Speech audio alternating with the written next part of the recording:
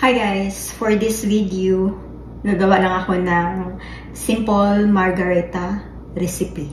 So, it's my first time na gumawa really. But I really like margarita. I just put the ice here. Lagyan ko din ng ice dito sa glass. I will add this 30 ml of lime juice and 30 ml of mango nectar.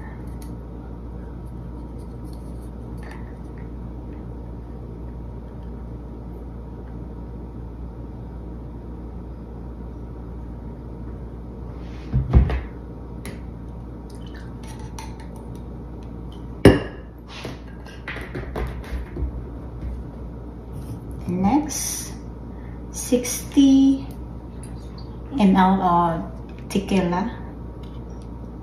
Yes. Again, 60 ml. So, 60 ml, dalawang ganito.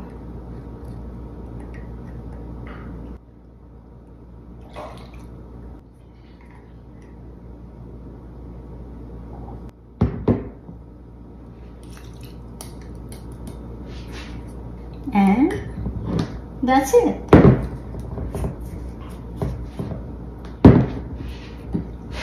Then I will shake. I'll just shake it good. Wait. Like this.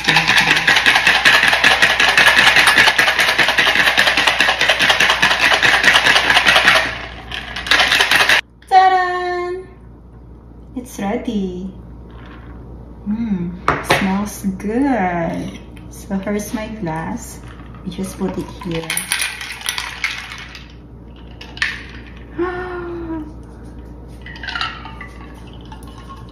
Look at that. So order now. Cheers.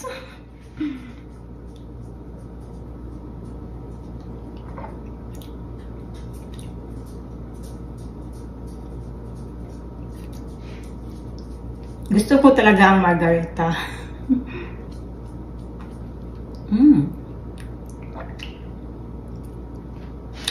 Next time, gagawa ako ng lime margarita at saka lagyan ko ng salt dito sa rim. So, that's all. Thanks for watching. I'll just enjoy my margarita. Bye!